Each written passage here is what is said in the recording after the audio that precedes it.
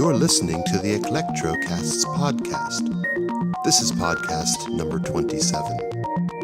In this installment of Electrocasts, Case and Jeff sat down with French singer-songwriter-pianist Addie on the heels of her 2015 album Leitmotiv, and discussed her approach to songwriting, her variety of musical influences, and the elements of her life that inspire her unique musical vision. Hello, everybody. Welcome to another installment of Electrocasts. This is Jeff, and I'm here with Case. Hello, Case. Hey, Jeff. We're here with singer, songwriter, pianist Addie, and we are so happy to have her on the show. I know that Case and we almost like jumped in the air and high-fived across like miles and miles when we found Addie's music. and we're really, really happy to have her on Electrocasts. Hello, Addie. How are you? Hello. I'm fine. Thank you. Hi, Jeff. Hi, Keith. Hi. Excellent. Addie, we're going to have a great conversation. We've been looking forward to this for quite a while. Before we start and ask you a little bit about your background and about your music, could you tell listeners where they can best hear and purchase your music? Yes, of course. There are several ways, but the one I usually talk about is the Bandcamp site. So it's addie.bandcamp.com, and this is where they can listen to the whole album and purchase it. Great. Yeah, that's where I found you too. Case, did you found Addie on Bandcamp as well? Yes. Yeah.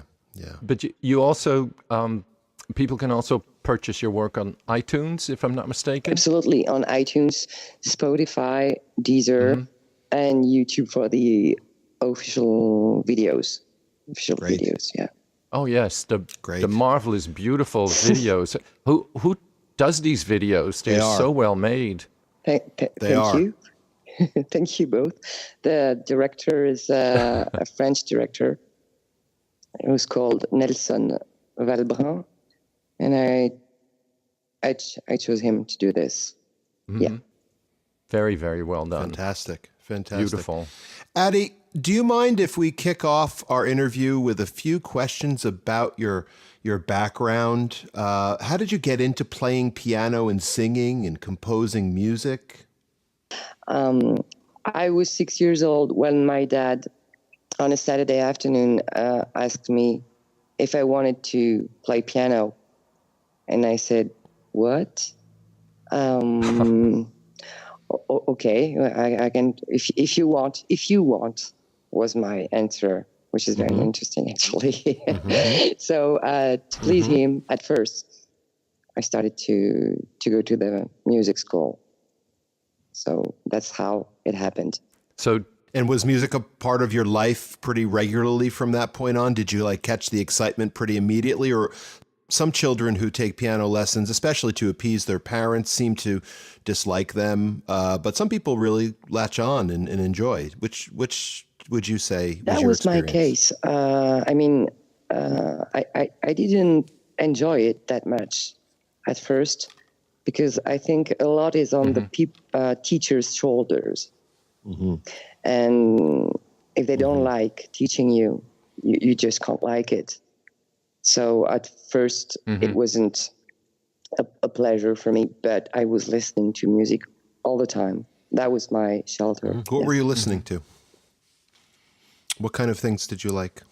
Kate Bush. Oh, I like this interview already, Addie. But I do like the interview, but I do like the people I'm talking to. Oh, good. What did Kate Bush mean to you? I think she's one of the reasons why I'm doing this today. And there's, it's an emotion for me to talk about this, but she was a revolution to me. The whole thing to me, she was the whole thing. She worked with her dad too. So there was a lot of things. and her family. But yes, to me, there's no way Kate Bush can have a label, a music label. I mean, a music label. She can't be labeled like pop rock or I don't know what. Right. So she was someone I listened to a lot. Jean-Sébastien Bach for the Barocco part. Scarlatti, more classical. Chick Corea. The Beatles a lot. So many people. But it all reflects in your piano playing. From what I can tell, it vacillates from classical to jazz and everything in between. Is this part of your training, or is this just the musical influences you've picked up over the years? It's not part of my training, and it's not part of anything I chose. What happens is that I was trained classical, but I stopped when I started composing because the teachers asked me not to compose. So I left. I had to follow the movement, and I didn't. So I said, okay, I'm going to step aside and I'm going to, what I want is to compose. So bye-bye. And, and I practiced classical, but I never practiced jazz. But my brother he was handling a radio show about jazz.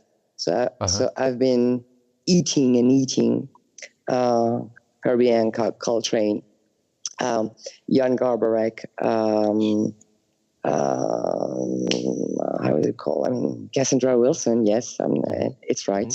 Yes, Carla Bley. You like Cassandra Wilson? I love Cassandra Wilson.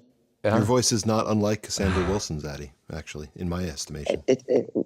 Well, good to know. Good to know. So I think jazz was something I passively received, but I've never practiced piano jazz. And the second thing is that I totally stopped listening to music when I composed. So that's what happened for Leitmotiv album. So when you start composing, you sort of go inside. You try to not find influences explicitly, but you go inside. I go very deep inside, and sometimes maybe very, very deep inside. Yes. Yes. So I shut everything around. Yes, I think we can hear that in your voice, even if we don't literally listen to your lyrics. I think your voice is so expressive of your inner emotions, your inner feelings. And I think that's the main attraction to your music. Now, it also makes you, in a sense, vulnerable when you give so much of yourself in your music. How do you deal with that? This is such an interesting question. It's not to flatter. It's just that you are getting right to the point. How can I answer this? You're absolutely right. I mean, absolutely. So the word is clear. I'm totally vulnerable. I'm going to be very frank about this. I mean, we have one life. Sure. Only, apparently. This music is vulnerable because to me, it's like you're getting totally naked in front of, I don't know, hundreds, thousands of people, whatever. And showing, not or saying or singing, oh, here is my scar. Oh, here too. And now you can all see it. And you are dressed, I'm not. but maybe you have some that look like mine. So of course it's vulnerable because of judgment around you when you're like this. And this music is nothing else but vulnerability, mental nudity. Yes. Of course, it's more than that to me, but this is really an important point. And so with this comes a lot of things. How do you react to people singing like this? And do they go through this? How do they react to the scar? And eventually, do they still look at them? Or is there something that matters more? And it's just saying to the people, don't you think we look alike a lot more than we think? So you kind of hold up a mirror, right, to your audience in a way. And it takes quite a bit of courage to do that. Yeah. Exactly. This is it. This is a crazy world we're living in. This is a crazy world. And this is a mirror I first put in front of myself, and then I proposed them nicely with delicacy to look at it if they want to, but with the judgment out of this, no judgment anymore. It's an invitation, and they always the emotion comes from the fact that it always works during the concerts. Yes, what you're talking about. So it's and with a smile and a lot of warmth around this, an envelope. It's like telling us, well, we're all in the same boat, and me as much as you. And it's particularly difficult because you're making the first step there. You're trusting that they're going to accept that and then act in kind. Yeah. Yes. It's a challenge. It's a bet, but I don't know if it's really a bet. Actually,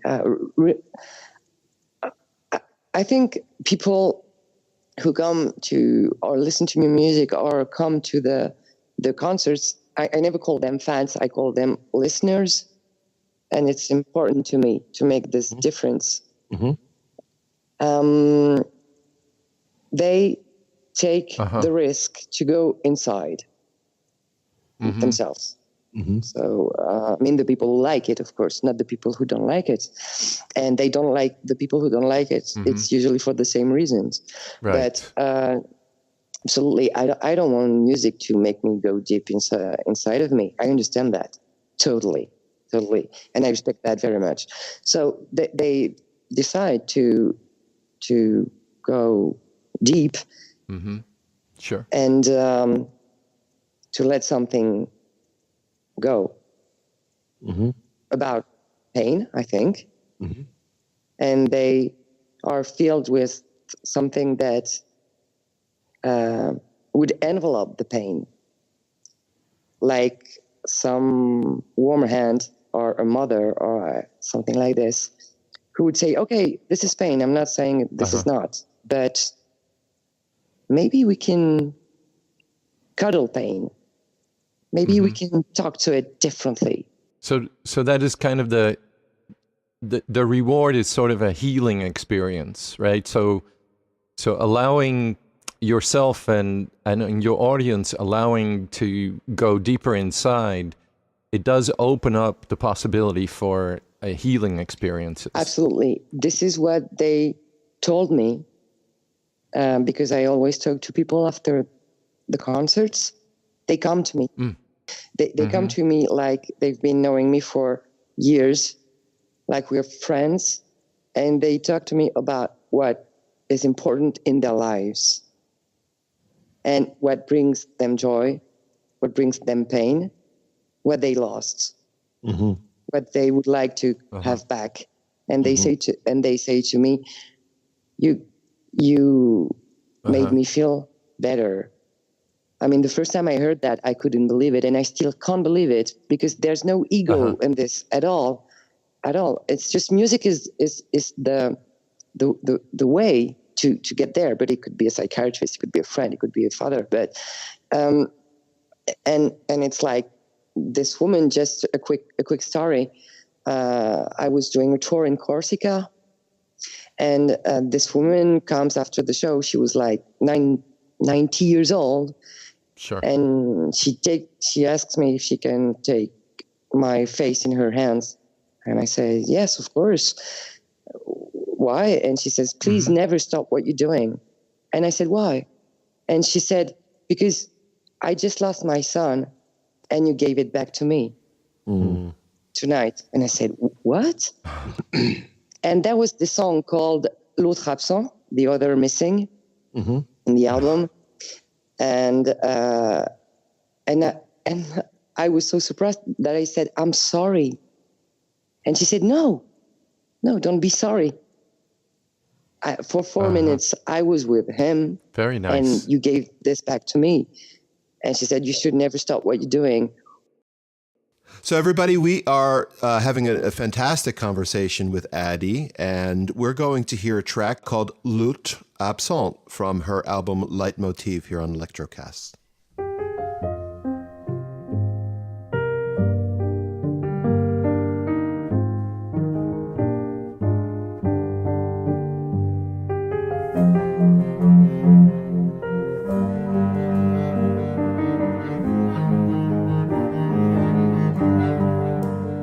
Pas vraiment là, pas vraiment seul.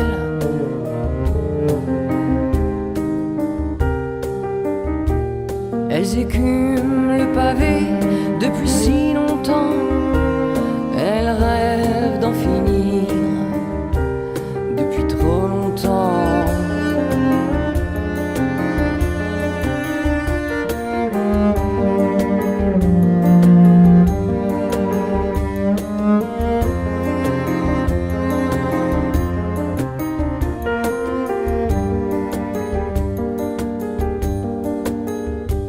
Les âmes errantes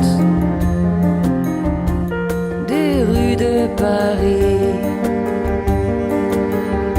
promènent éternellement un autre absent. On peut les croiser à la tombée du jour.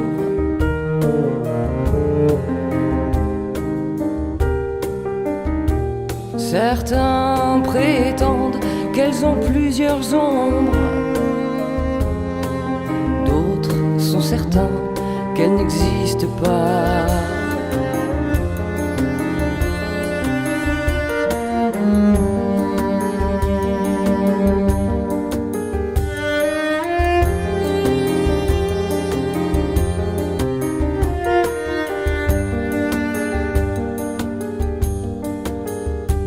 Les âmes errantes des rues de Paris promènent éternellement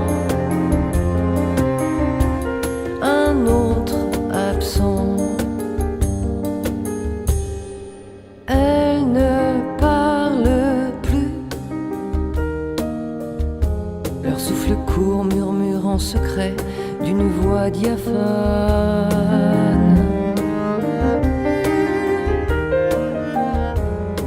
Le rire d'un enfant, les mots d'un amant.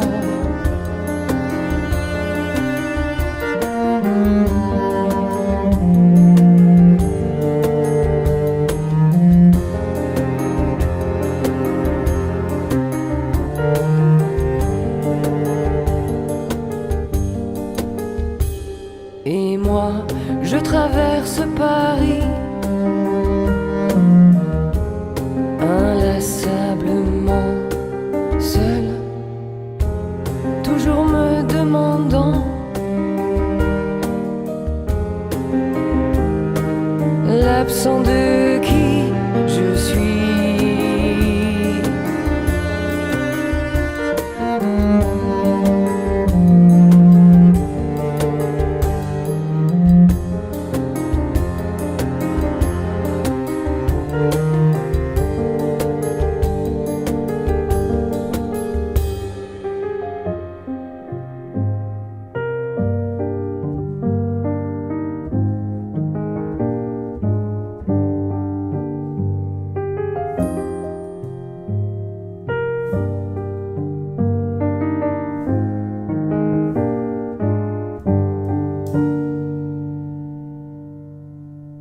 I think, Addie, one of my first connections with you through Twitter, I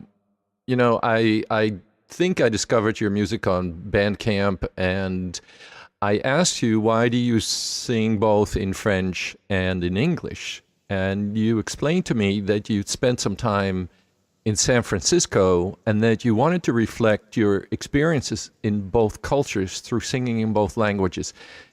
Is that a correct understanding or correct memory? It's a correct memory.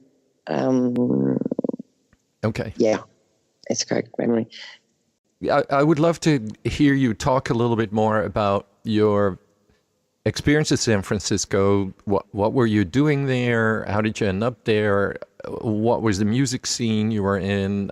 I mean, I'm just generally curious about your overall experience there, and how did this play in your compositions? I met Love in a train in France, and a few months later, I was going to San Francisco to live with him. Mm-hmm. Because he was living there, and that's how it happened in the first place. And then my whole life changed because I'm glad to learn that this is one of your favorite cities. It's one of mine. I miss it every day. This is a city that once again envelopes me. I can't explain it. It's the fog. Yeah, it's the fog. Of course, I was seeing that coming.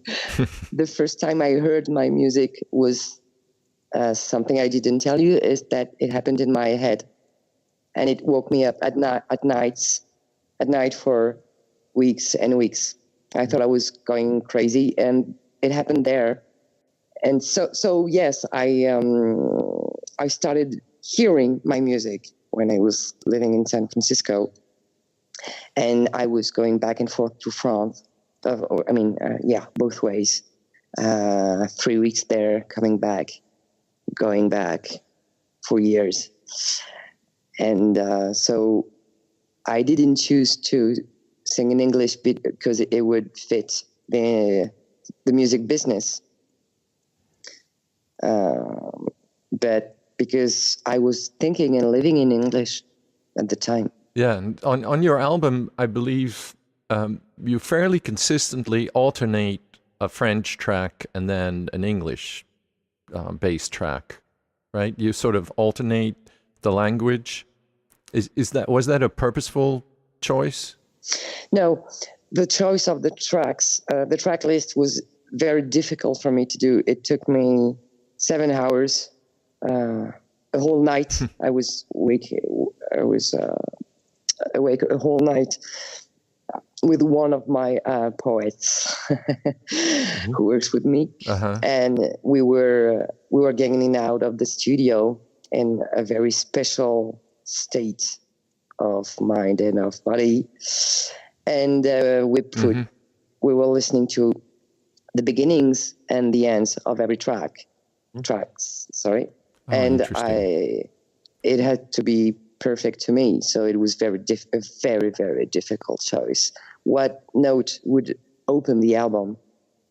What color and what would end it? That was very difficult. Mm-hmm. So can you talk a little bit more about the influence of the place that you find yourself, the environment, the location on your art? Geographically? Yes. Okay. And culturally? Okay. I'm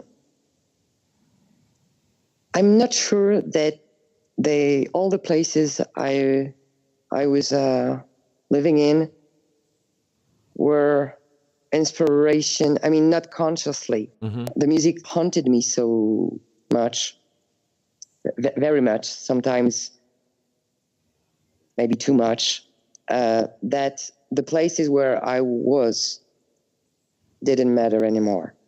The places where the music really, really took place was inside. So all of this is conscious, but unconsciously, of course, the cities the downtown cities, the urban world, the night world in the cities, the everything that is under the down. I know it's not English, but I want to say it like this: under what's down, and everything that is above the above. About 34 years ago, I came to the United States, and I went through similar experiences, stepping out of your cultural comfort and being in a new place. It really throws you back on yourself, and you have to dig deep to find a new ground to stand on. Yes, this is very interesting. And it sounds to me that you going to your music was a way of finding new ground to stand on. Exactly. This is very interesting what you're saying. Very interesting what you went through. Yeah. It's an immigrant experience. Yes. So try to extend this word, an immigrant experience, this expression, to every part of the life of someone. I mean, the inner life too. Mm-hmm. What's the immigrant in us? And then you can. I won't do politics, but anyone can understand what he wants. This is very interesting. The immigrant that is in every part of us, if we'll let it travel. Mm-hmm. Mm-hmm. Addie, if we could turn the conversation to another one of your tracks on Leitmotiv, one of the tracks that I enjoyed the most, I enjoy all of them, but one of them that particularly stuck out to me was Beautiful Pain. And I think partially that it was an oral sensation that I latched onto initially because you featured the acoustic guitar instead of piano. And then the song obviously came to branch out into different meanings, etc. But what had you inspired to feature the acoustic guitar instead of your piano on Beautiful Pain? Okay, Beautiful Pain. I'm smiling because Beautiful Pain is like Beautiful Pain is the exception on the album, and this is quite remarkable that you talked to me about this song, because she, I say she, you say in French, because in French we say she for a song. It shouldn't have existed. I wrote a song that was called Lucille with the guitar. I composed it on the guitar, acoustic guitar, yes. Mm-hmm. And it was a song in French. 1 month before recording the album, I break my ankle and I break my left wrist. Oh my gosh. So I have to go record the album because the studio is booked. Mm-hmm. And booked is with capital B. Mm-hmm. And so I have to go there with devices on my feet and on my left wrist. Mm-hmm. Mm-hmm. And I was under painkillers to do this. So that was very complicated. And so I had, at the last minute, I had to ask a guitar player to play the parts of this song called Lucille, because I couldn't with my hands, and I had to save my hands for the piano. And so he does it, but instead of playing it at 74, he plays it at 72, the speed. Slow it down a little bit. Yeah, and to me, the 2 points were killing the song, and I didn't know. I understood it. I understood it then. I couldn't sing it anymore. And so I was at the last day of the studio, and I said, okay, I lost a song. I can't lose a song. I've been working 10 years. There's no way. And so I asked everyone to leave the studio and to go on a break. And I sat on a couch and I was like, okay. What am I going to do? And I opened my book of lyrics, my friend lyrics, all that. And I fall on Beautiful Pain. Beautiful Pain was written by Ed Elizalde Jr., who once was a guitar player for Peter Tosh, and the guy who I was living with in San Francisco. And Ed had written me these lyrics. Wow. And I'm like, okay, and there is this moment I can't explain, I will never explain of my life. And I asked the sound engineer, I said, put the guitars on my head. I'm going to try something. And I just improvised on it. And in 3 minutes 40, the song was born, and we never redid it. So what we hear is that first shot at it. Yes, that was crazy for me. Lyric book in hand, wonderful. at the microphone and the cans on your head. You just went for it, and that was it. Yeah. Extraordinary. Very, not hard, but it was out of time, out of life moment. I will never explain what happened that day. I've been working like crazy on every note on that album, and in 3 minutes 40, Beautiful Pain comes. Sure. That was crazy. And then Solène came with the cello, and we were in silence looking at each other, and while she was recording what she was feeling at that time. So yes, Beautiful Pain is a very strong song for me. But the Beautiful Pain kind of, for me, is sort of the heart of your album, and it illustrates so many things that we've talked about in this first half hour of our interview with you.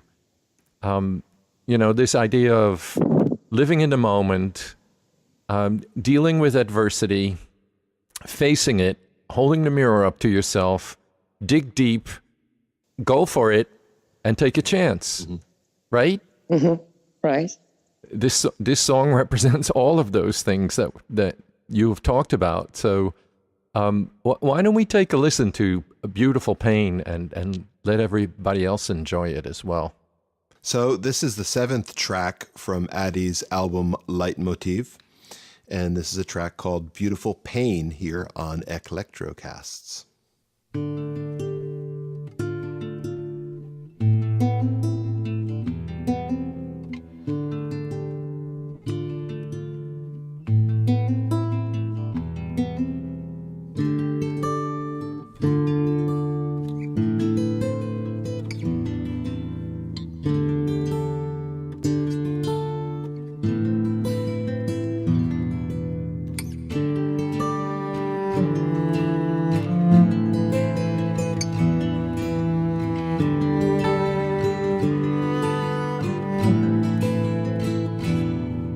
I find myself reliving all those nights we knew, alone with you, where shadows hide themselves from truth.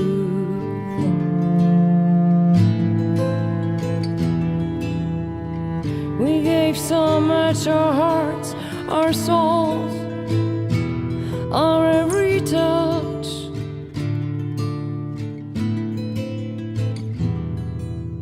Profound desires, the memories of a sacred fire.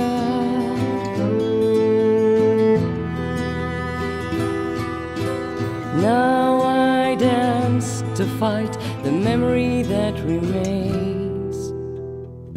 Sometimes has passed. I wonder when the healing starts, the tortured thoughts, the moments of a haunted heart.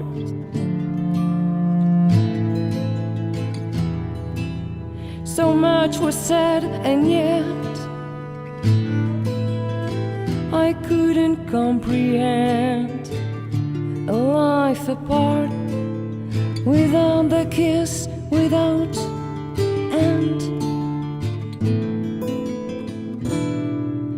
Now I dance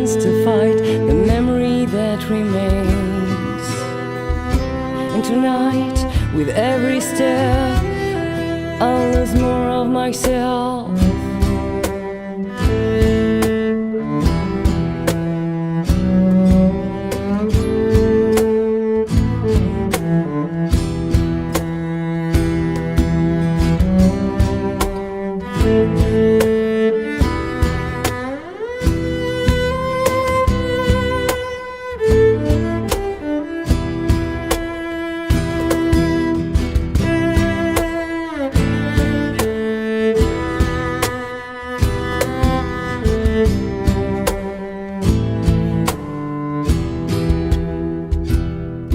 And the thought of this heart's beautiful pain, and the thought of this heart's beautiful pain, and the thought of this heart's beautiful pain, and the thought of this heart's beautiful pain. Now I dance to fight the memory that remains. Every beat heals the naked need I bear for you.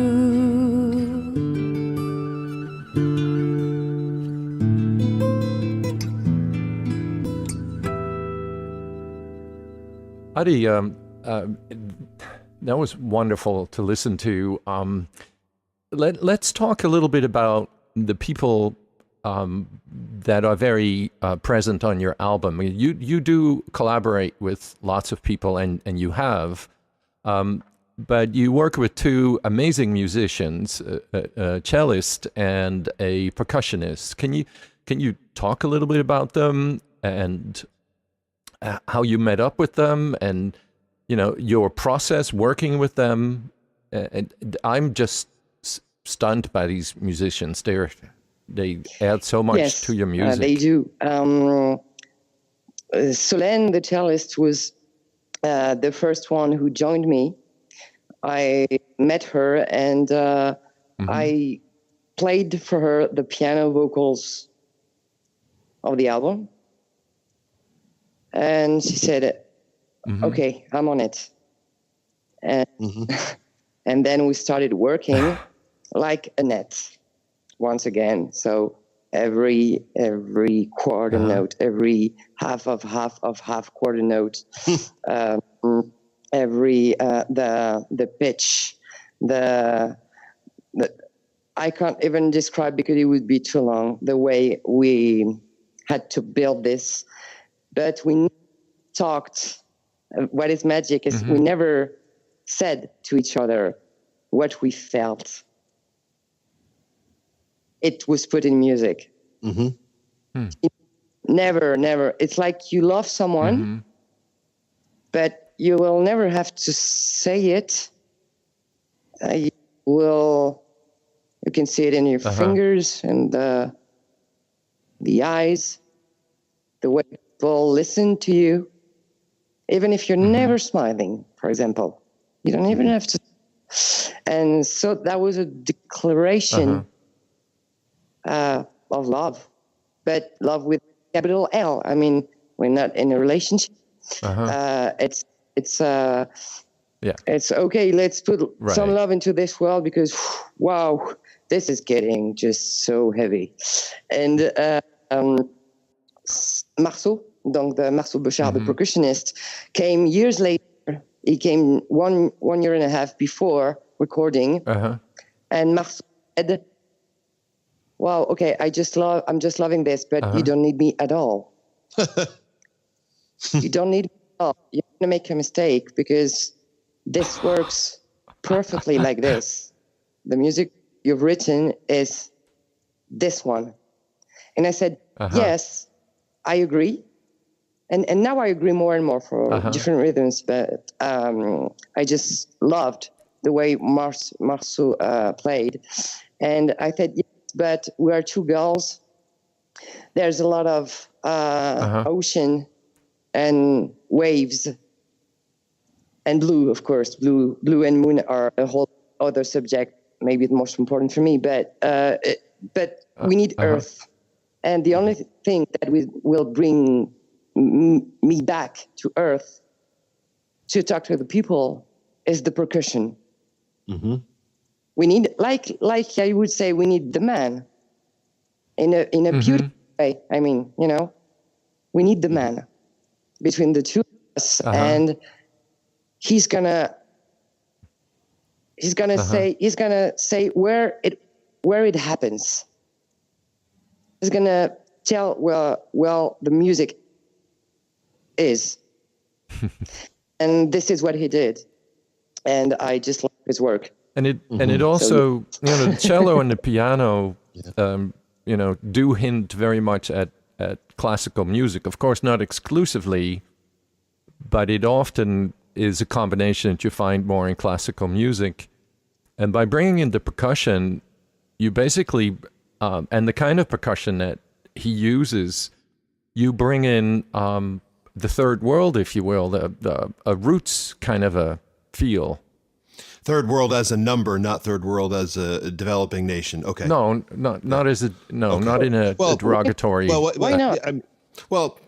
You see, why not? Finally, it's because if this is all about the cello and piano vocals going in the air or into the waves of the emotions and all of that, he's just telling us, okay.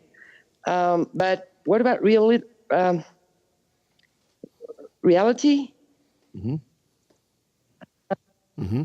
What about the ground? And so people what about the ground?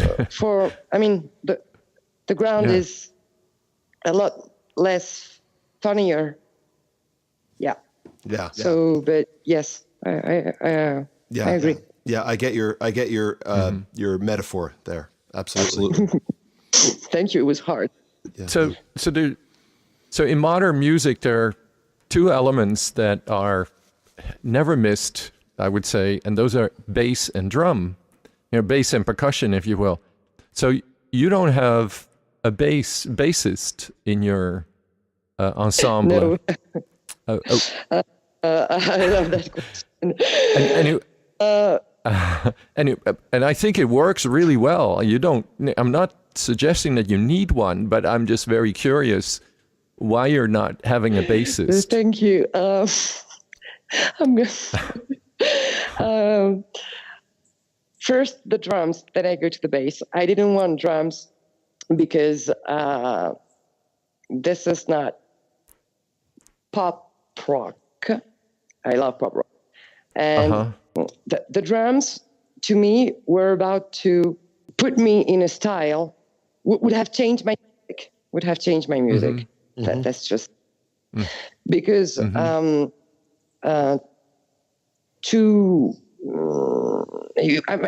wouldn't have worked to me in the dialogue. And I was looking for something that was, how do you say that? Artisan? You say that word in English. Artistic?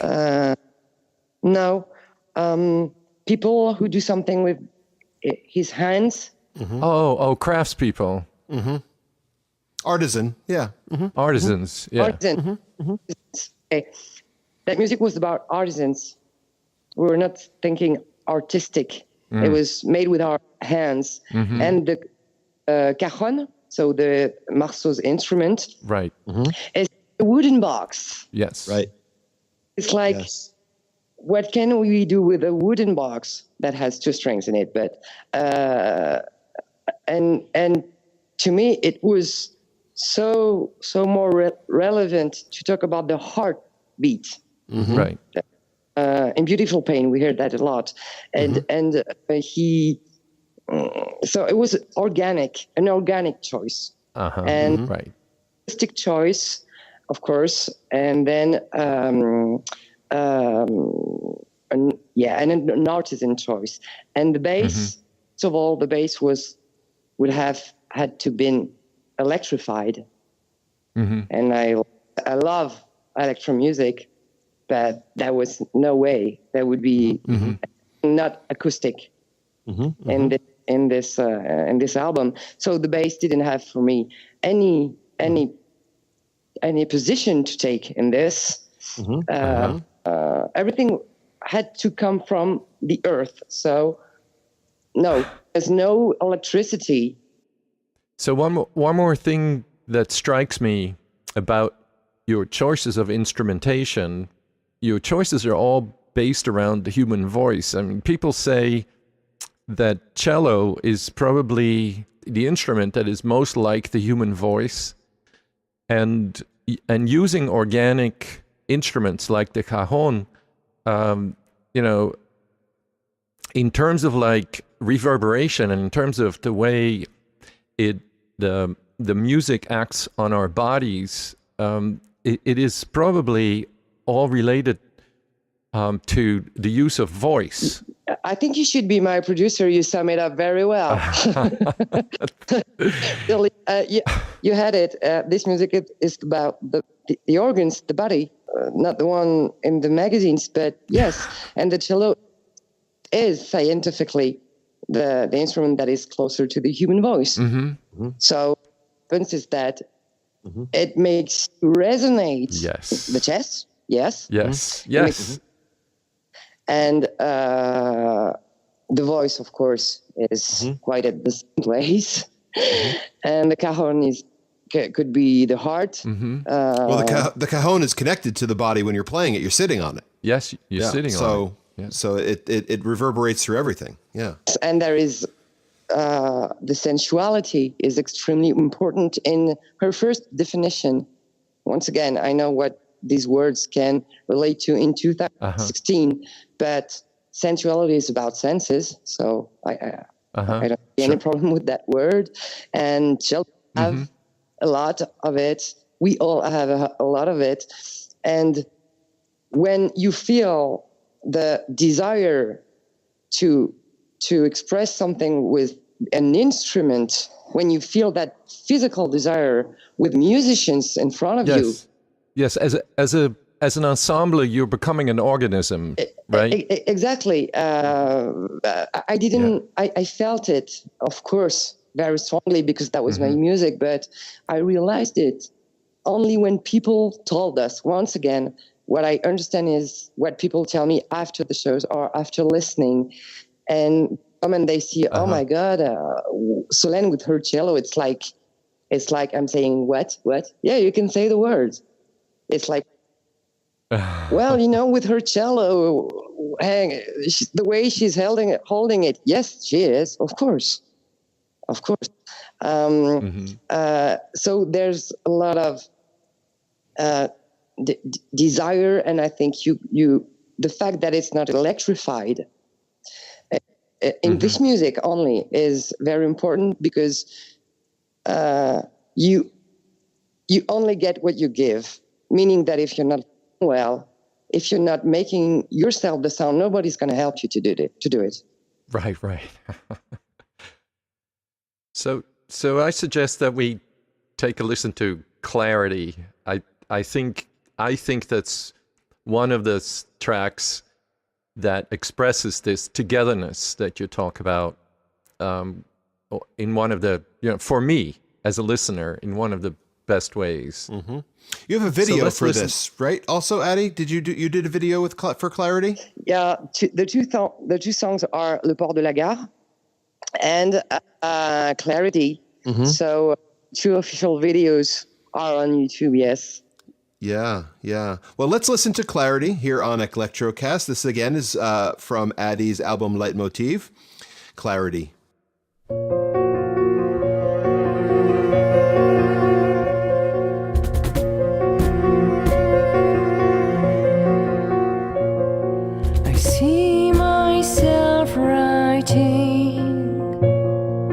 Writing pages and pages,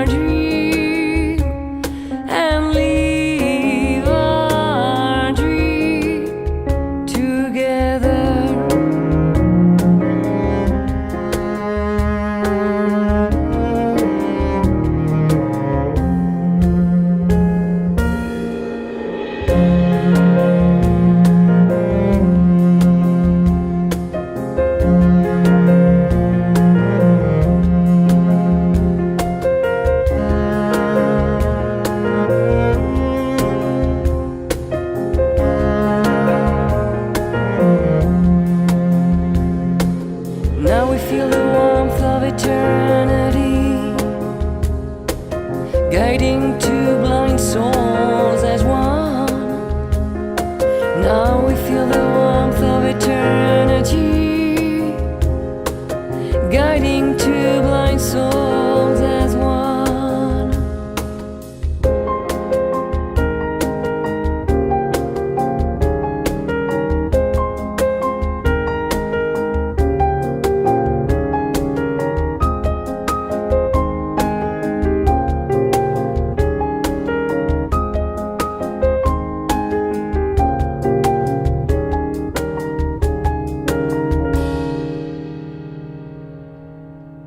Clarity in every step we take. Clarity in every step we take. Clarity in every step we take.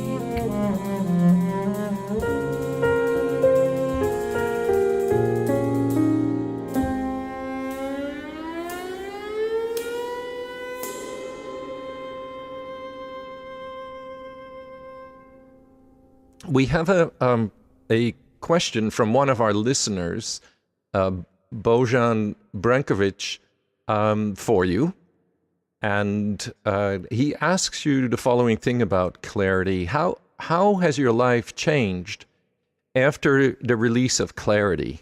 I am not sure my life changed after the release of Clarity, but it was an important choice to release it, because the first one I released it was very, very strong for me, and talking about the everything that is down once again in the city, how the people live in misery, and how crazy this world is under our feet. And Clarity was going the other way. It was us raising our heads and trying to put more serenity on the shoulders of everyone. So what it changed is that the people who only listened to a French hard song could hear an English one there with a lot of softness, actually. Okay. Very nice. Addie, one thing that becomes clear, and not only is it clear through the titles of your songs, it's clear through some of the lyrics, it's clear through some of the feeling that the music, and it's also clear through Caroline Thibodeau's cover art for your album, and that's the whole light and dark. I found this in I'm a Moon, which is one of my favorite tracks from the album also. And what inspires you to put that contrast between light and dark in your imagery, not just necessarily in the feeling of the music, but just in the lyrics and in the space you're trying to create with the album? This is major question to me. Can I define how I feel about the moon to Sure. explain this? Okay. My definition of the moon would be a silent, powerful light whose source you never see. Though you know it's the sun, of course. Mm-hmm. But you never see the source. Mm-hmm. It's wireless connection between them. It's totally disconnected. Yet there's light. Mm-hmm. In the middle of this little light, in the middle of the no man's land and the dark everywhere. It's powerful alone, yet it's depending on the sun. So silent, powerful light is how I could describe it the more. Because she's silent but powerful, I want to listen to what it has to say to me. Mm-hmm. All lives are sun and moon, or dark and light, Mm-hmm. all that. It can be a cliche, but actually I don't care. I love cliches. Everyone fires on cliches, but we all sent sunset postcards. We all take these pictures because it's just so much more than us. It reminds us we're just very little. And the moon is, has always been my inspiration, because this is, there is to me nothing more powerful than feeling so connected to something you aren't wired to. And it forces me to look at it if I want to see it. So this might be the only thing, the only person, I don't know, that puts a finger under my chin and push it up, to say, right. Oh, raise your head. and I've been, and she's been like a savior. It's been like a savior to me, but I've understood that a long time after recording. I realize everything actually. Fantastic. So you're talking almost about the moon as a point of reference, as a beacon, as something that you focus on, that asks for your attention. Yes, and I look. I'm searching it all the time, everywhere I am. It's like, okay, I can walk for, I don't know, for minutes and minutes and minutes just to find the spot where I'm going to be able to look at it and to talk to it. And I don't have any problem with this, actually. I think when you think someone is a fool, you're more talking about yourself. So it's once again, it's not mean what I'm saying. It's just that what we say to people talk about ourselves. So I don't care being the crazy one looking at the moon on a bench. If I have to. The word for fool or crazy person is lunatic, right? Which has the word loon in it, Luna. Right. And I'm a moon is, I'm not lunatic at all. But I needed to say that. Sure. But a lover of the moon is a selenophile. It's not a lunatic. So, but I'm a moon, of course, is about being lunatic. But it's another way of, it's like the moon is everywhere in this music. But the moon I'm talking about is not in I'm a Moon. Because in I'm a Moon, it's that struggle. A lot of people, we can all face sometimes, when at the first second you are sure, as sure as you know the sun is coming up, that you are loving this person in front of you, and the second after you're not. And actually, I have to say that very few people who talked to me about I'm a Moon understood that song.